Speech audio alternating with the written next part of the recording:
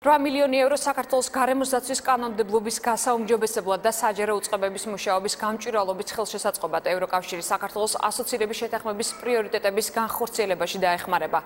მემორანდუმს ევროპულ და ევროატლანტიკურ საკითხებში სახელმწიფო მინისტრმა დავით ბაქრაძემ საქართველოში ევროკავშირის ელჩმა იანოშ ჰერმანმა მოაწერეს ხელი.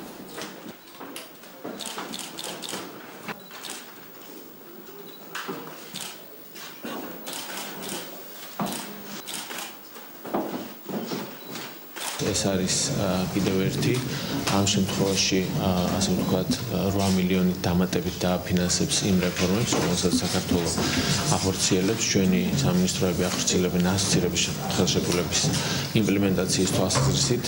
ეს არის დამატებითი სახსრები, რომელიც გამოიყოფა იმ დამატებითი წარმატებული რეფორმებისთვის, რომელიც საქართველოს უკვე განახორციელა. მეტისთვის არის ევროკავშირის სამეზობლო პოლიტიკის ერთ-ერთი მნიშვნელოვანი პრინციპი.